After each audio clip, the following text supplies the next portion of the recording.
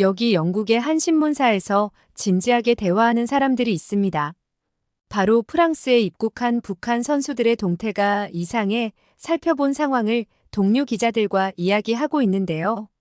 파리올림픽 북한 선수단들은 지금 무슨 일을 겪고 있는지 오늘의 사연 들어보겠습니다. 안녕하세요. 저는 영국 외신 기자로 일하고 있는 제니퍼라고 합니다. 지금 세계인들의 축제가 바로 옆 나라 프랑스에서 올림픽이 열려서 외신 기자로서 아주 기대하는 상황이에요. 왜냐면 취재할 거리가 많으니까요. 사실 영국과 프랑스는 사이가 좋지 않죠.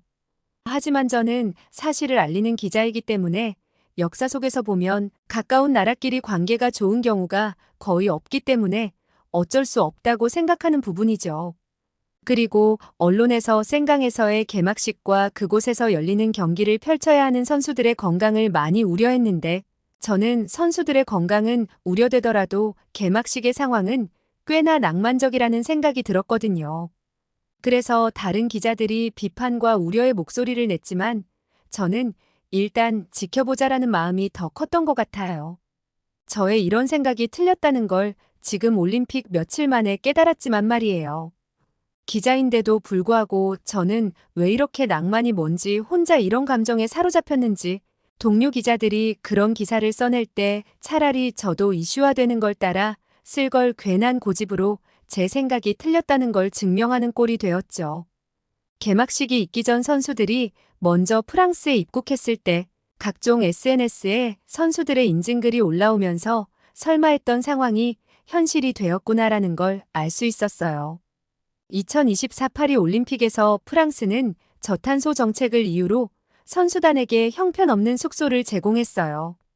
각국 선수들은 골판지 침대와 에어컨이 없는 숙소에서 생활해야 했죠. 이러한 열악한 조건은 선수들의 휴식과 경기력에 큰 영향을 미쳤어요. 골판지 침대는 환경 친화적이라는 명목으로 제공되었지만 선수들은 불편함을 호소했어요.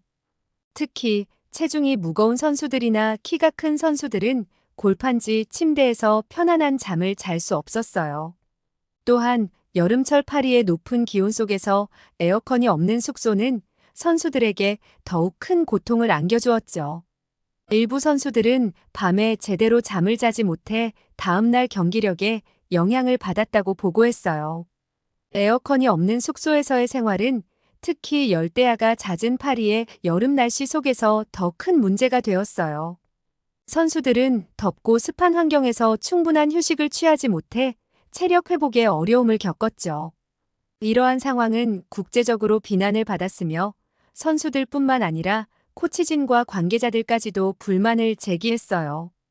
각국의 올림픽위원회는 프랑스의 이러한 조치에 대해 항의하며 선수들의 건강과 안전을 최우선으로 고려해야 한다고 주장했어요.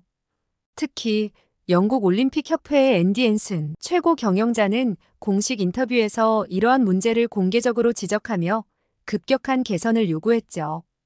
프랑스의 저탄소 정책이 환경 보호를 위한 중요한 목표임에는 틀림없지만 선수들의 건강과 안전을 희생시키는 방식은 큰 문제로 지적되고 있어요. 이러한 논란 속에서 프랑스는 향후 대책 마련에 대한 압박을 받고 있으나 개선된 점은 딱히 찾지 못하고 있죠. 더욱 충격적인 것은 선수들의 식사 문제였어요. 우리 영국 선수들은 형편없는 식사로 인해 경기를 뛸 수 없다며 본국으로 돌아가는 방법까지 고민해야 했죠. 식사 품질 문제는 매우 심각했어요. 계란과 닭고기 같은 기본적인 음식도 충분히 제공되지 않았고 제공된 음식은 생고기가 포함된 경우도 있었어요. 이런 상황에서 선수들의 영양 상태는 급격히 악화될 수밖에 없었죠. 그러나 한국은 달랐어요. 한국 선수들은 충분한 영양 공급을 받을 수 있도록 철저한 준비를 했어요. 수억 말리 떨어진 한국에서 음식과 영양사, 셰프들이 총동원되어 파리로 파견되었어요. 한국의 대한체육회는 충북 진천 국가대표 선수촌의 조리사 15명을 파리에 보내 매일 신선한 도시락을 준비했죠. 이 도시락은 매일 점심과 저녁 2차례씩 선수촌으로 배달되었어요. 이러한 준비 덕분에 한국 선수들은 경기 중 최상의 컨디션을 유지할 수 있었죠. 처음에는 한국 선수단의 준비가 과한 것처럼 보였어요. 사람도 많고 짐도 많아 유난스럽다는 생각이 들었죠. 하지만 지금 생각해보면 한국만큼 철저하게 준비한 나라는 없었어요. 다른 나라들은 이와 같은 상황에 전혀 대비하지 못했죠. 실제로 영국 선수단은 본국에 지원 요청을 했지만 당장 그 많은 식사와 인력, 시설을 한국처럼 완벽하게 준비할 수 있을지에 대한 의문이 있었어요.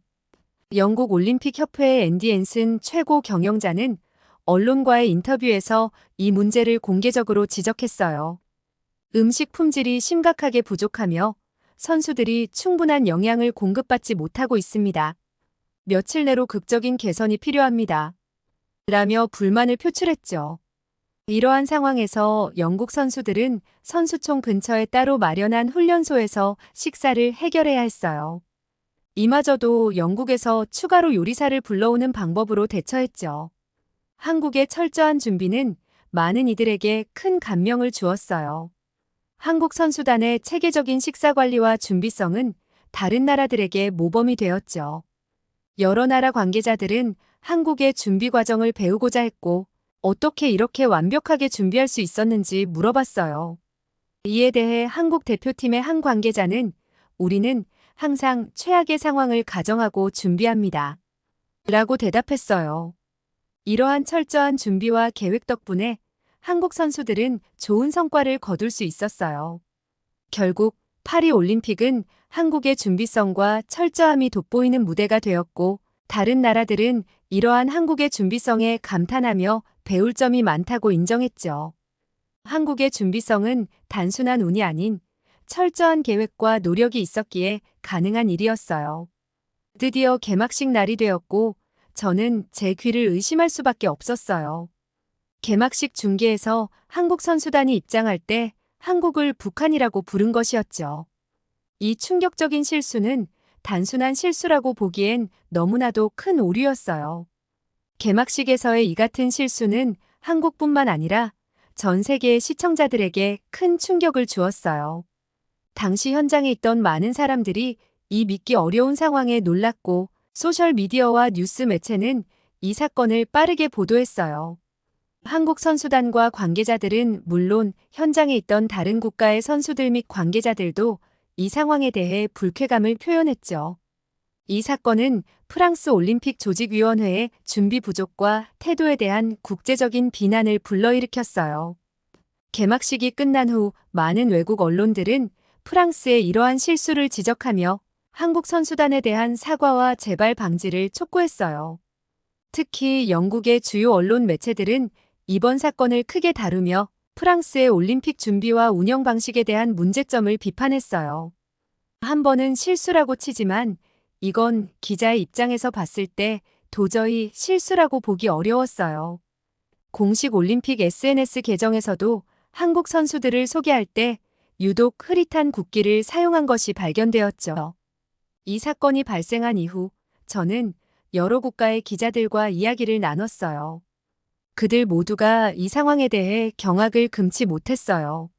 일부는 실수라고 믿으려 했지만 반복적인 실수를 목격한 후에는 의도적인 차별이라고 생각할 수밖에 없었어요.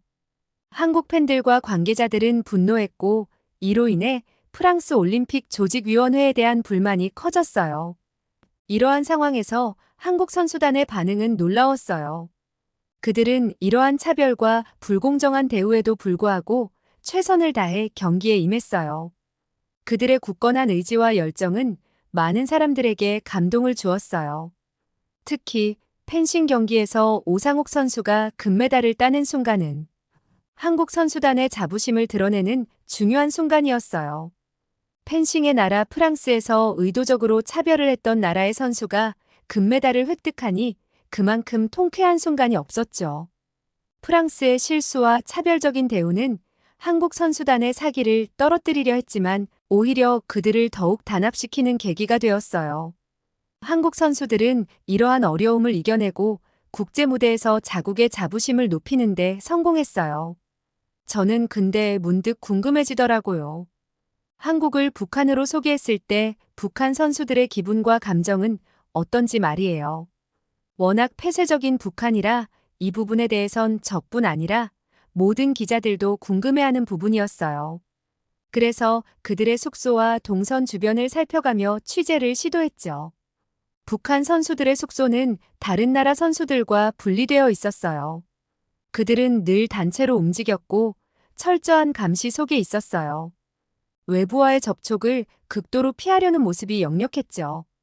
북한 선수단의 감시 요원들은 항상 그들 주변에 있었고 기자들이 접근하는 것을 철저히 막았어요.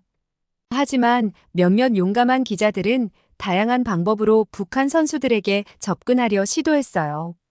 어느 날 저는 북한 선수들이 훈련을 마치고 숙소로 돌아가는 길목에서 한 북한 선수와 잠시 눈을 마주칠 수 있었어요. 그 선수는 순간적으로 당황한 듯 보였지만 이내 감시 요원의 시선을 느끼고는 고개를 돌렸어요. 그 짧은 순간 그의 눈에는 무언가 말하지 못한 이야기들이 담겨 있는 듯 했어요. 또 다른 기자는 북한 선수들이 묵는 숙소 근처에서 자원봉사자에게 이야기를 들을 수 있었어요. 자원봉사자는 북한 선수들이 매우 조심스럽고 경계심이 강하다고 했어요. 그들은 항상 집단으로 움직이며 외부 사람들과의 접촉을 피하려는 태도를 보였어요. 자원봉사자는 한 번은 흡연구역에서 북한 선수 한 명이 잠시 혼자 있는 것을 봤다고 했죠. 그때 그 선수의 표정은 매우 복잡해 보였다고 했어요. 이와 같은 상황에서도 북한 선수들은 올림픽에 참가하는 스포츠맨으로서의 본분을 다하려 노력했어요. 하지만 그들이 한국을 북한으로 소개한 사건에 대해 어떤 감정을 느꼈는지는 쉽게 알 수 없었어요. 워낙 폐쇄적인 체제에서 자란 그들이었기에 그들의 감정과 생각을 솔직하게 표현하는 것은 불가능에 가까웠죠. 그런데 한 가지 궁금한 점이 생겼어요. 삼성에서 이례적으로 올림픽 선수들에게 갤럭시 폰을 지급했는데 북한 선수들도 이 스마트폰을 받고 사용하고 있나 궁금했죠. 올림픽 기간 동안 선수들이 최신 기술을 접하고 이를 사용하는 모습을 보는 것은 흥미로운 일이었어요. 하지만 북한 선수들이 이러한 혜택을 누릴 수 있을지에 대한 의문이 들었어요. 북한은 워낙 폐쇄적인 국가라 외부에서 제공하는 기술이나 제품에 대해 민감하게 반응할 가능성이 컸어요. 그래서 저는 북한 선수들이 삼성의 갤럭시 폰을 실제로 받고 사용하는지 알아보기로 했어요. 이를 위해 북한 선수들이 머무는 숙소 주변을 탐문하고 관계자들과 이야기를 나누었죠. 한 자원봉사자에게서 들은 이야기로는 북한 선수들에게도 갤럭시 폰이 지급되었다는 소식이 있었어요. 하지만 북한 올림픽위원회는 이 스마트폰을 선수들에게 그대로 전달하지 않고 모두 회수했다고 했어요. 이는 예상된 일이었지만 실제로 확인하니 놀라움과 안타까움을 동시에 느꼈어요. 자원봉사자는 북한 선수들이 스마트폰을 받자마자 곧바로 관리 요원들에게 제출해야 했다고 전했어요. 그러나 흥미로운 점은 일부 북한 선수들이 스마트폰을 받았을 때 잠깐 동안 인터넷에 접속한 흔적이 있었다는 것이었어요. 짧은 시간이었지만 그들은 그 순간을 최대한 활용하려 했어요. 한 관계자는 몇몇 선수들이 갤럭시 폰을 통해 인터넷에 접속해 외부 세계와 잠시나마 접촉했다고 전했어요. 이들은 처음으로 자유롭게 인터넷을 사용할 수 있는 기회를 가졌고 그로 인해 큰 충격을 받았을 거예요. 그들은 평생 동안 접하지 못했던 정보들을 접하게 되었고 이를 통해 자신들이 알고 있던 세상과는 전혀 다른 세계가 존재한다는 것을 깨달았을 거예요. 이러한 상황은 북한 선수들에게 큰 내적 갈등을 불러일으켰을 거예요. 그들은 올림픽이라는 국제 무대에서 자신들의 한계를 느끼고 외부 세계의 발전된 모습을 직접 보면서 많은 생각을 했을 거예요. 비록 짧은 시간이었지만 그들이 경험한 것은 매우 깊은 인상을 남겼을 거예요. 이 사건은 북한 선수들에게뿐만 아니라 우리 모두에게도 큰 의미를 주었어요.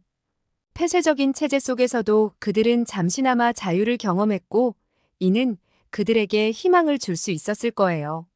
이 작은 경험이 그들의 삶에 어떤 변화를 가져올지는 알 수 없지만 분명히 큰 영향을 미쳤을 거예요. 저는 이러한 상황을 보며 북한 선수들에 대한 관심과 이해가 더욱 필요하다고 느꼈어요. 그들도 우리의 이웃으로서 같은 인간으로서 존중받아야 하며 그들의 어려움을 이해하고 도와야 할 필요성을 다시 한번 깨달았죠.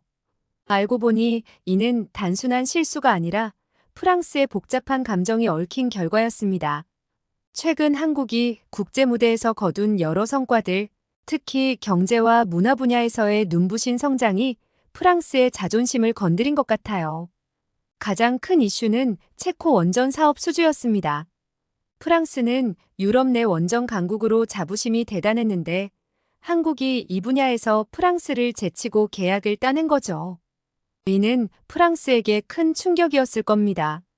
게다가 한국의 방산 산업이 유럽 시장에서 급성장하면서 프랑스의 입지를 위협하고 있다는 점도 무시할 수 없겠죠. 문화적인 측면에서도 한국의 영향력이 커지고 있어요. K-팝, 한국 드라마 등 한류 열풍이 전 세계를 강타하면서 프랑스의 젊은 층에게도 큰 인기를 얻고 있습니다. 문화 강국을 자처하는 프랑스로서는 이 점이 꽤 신경 쓰이는 모양입니다. 더불어 스포츠 분야에서도 한국의 약진이 두드러집니다. 제가 좋아하는 손흥민 선수를 비롯해 많은 한국 선수들이 유럽 무대에서 활약하고 있죠. 이번 올림픽에서도 한국 선수들의 메달 획득 소식이 연이어 들려오고 있고요. 이런 상황들이 복합적으로 작용해 프랑스가 한국을 견제하려는 듯한 행동을 보이는 것 같아요. 하지만 이런 식의 대응은 오히려 역효과를 낳고 있습니다. 국제사회의 비난을 받는 것은 물론이고 오히려 한국에 대한 관심과 지지를 높이는 결과를 낳고 있으니까요. 개인적으로는 이런 프랑스의 태도가 매우 실망스럽습니다. 국제 스포츠 행사의 주최국으로서 모든 참가국을 공정하게 대우해야 하는데 이런 식으로 편견을 드러내는 것은 올림픽 정신에 어긋나는 행위라고 봅니다.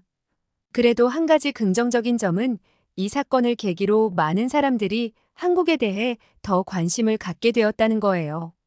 저 역시 이번 일을 계기로 한국에 대해 더 깊이 알아보고 싶어졌고요. 앞으로 제 리포트에서 한국 관련 소식을 더 많이 다룰 생각입니다. 결국 이번 사건은 프랑스의 의도와는 달리 한국의 국제적 위상을 더욱 높이는 계기가 될 것 같아요. 여러 가지 논란 속에 프랑스 개막식이 열렸고 저는 개막식 장면을 보고 정말 안 본 눈 삼례라를 하고 싶었어요. 레오나르도 다빈치의 최후의 만찬을 표현했다고 하는데 그 장면은 정말 기괴하고 경악스러웠죠. 개막식 장면은 그야말로 충격 그 자체였습니다. 레오나르도 다빈치의 최후의 만찬을 현대적으로 재해석했다고 하지만 그 결과물은 예술의 경계를 넘어 불경스럽고 기괴한 모습이었습니다. 무대 위에는 반나체 상태의 배우들이 어색한 포즈로 늘어서 있었고 그들의 몸은 파란색 물감으로 덮여 있었습니다. 이는 아마도 다빈치의 그림에 나오는 예수와 제자들을 표현한 것 같았지만 그 의도가 무엇이든 간에 결과적으로는 종교적 감정을 심하게 건드리는 모습이었죠. 특히 눈에 띄었던 것은 중앙에 위치한 인물이었습니다. 아마도 예수를 표현한 것 같았는데 그 모습이 너무나 괴이해서 보는 이들의 눈살을 찌푸리게 했습니다. 종교적 상징을 이렇게 왜곡하고 희화화하는 것이 과연 올바른 것인지 의문이 들었습니다. 더욱 충격적이었던 것은 이 장면이 단순히 스쳐 지나가는 것이 아니라 꽤 오랜 시간 동안 지속되었다는 점입니다. 마치 관객들의 반응을 시험하는 듯한 느낌마저 들었죠. 카메라는 이 기괴한 장면을 여러 각도에서 비추었고 그때마다 관객들의 얼굴에는 당혹감과 불편함이 역력했습니다. 이 장면은 단순히 예술적 해석의 문제를 넘어서 문화적 감수성과 종교적 존중의 부재를 여실히 보여주었습니다. 올림픽이라는 전 세계인의 축제에서 이런 논란의 소지가 있는 퍼포먼스를 선보인 것은 매우 부적절해 보였습니다. 개막식 직후 소셜미디어에서는 이 장면에 대한 비판이 폭주했습니다. 많은 사람들이 이를 불경스럽다, 충격적이다, 이해할 수 없다라고 표현했죠. 특히 종교계의 반응은 매우 격앙되어 있었습니다. 프랑스 올림픽 조직위원회는 이에 대해 예술적 표현의 자유라고 변명했지만 이는 오히려 더 큰 반발을 불러일으켰습니다. 예술의 자유라는 미명하에 타인의 감정을 무시하고 종교적 가치를 훼손한 것이 아니냐는 비판이 쏟아졌죠. 이 사건은 단순히 하나의 공연을 넘어서 문화적 다양성과 종교적 존중에 대한 깊은 성찰을 요구하는 계기가 되었습니다.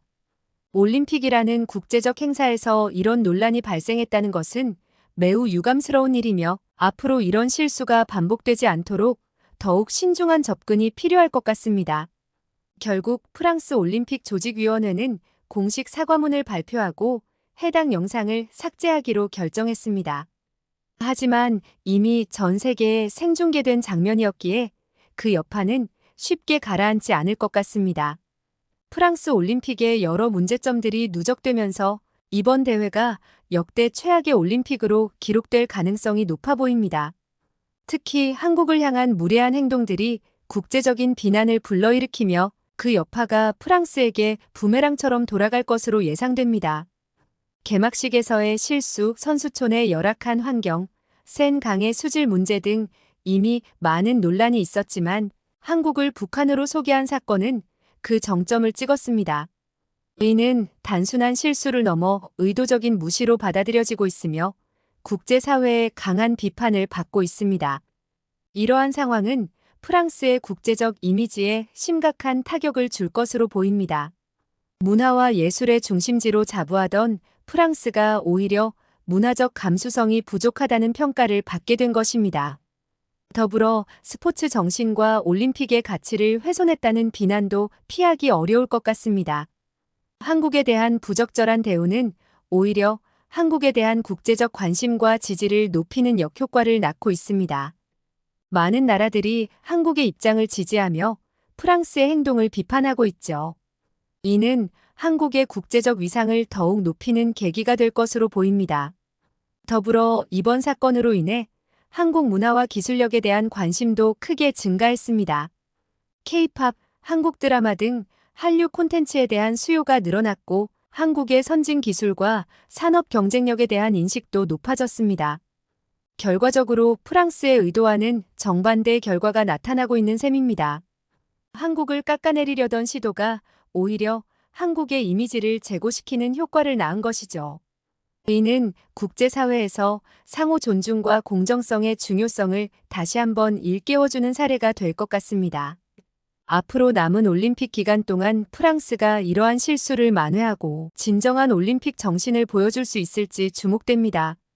하지만 이미 실추된 이미지를 회복하기까지는 상당한 시간과 노력이 필요할 것으로 보입니다. 오늘은 프랑스 올림픽 현장에서 직접 취재한 영국 기자가 현장 소식을 알려주었는데요. 오늘의 사연이 마음에 들었다면 구독과 좋아요 눌러주세요. 여러분의 응원은 영상 제작에 큰 힘이 됩니다. 이상 감동 카페인이었습니다.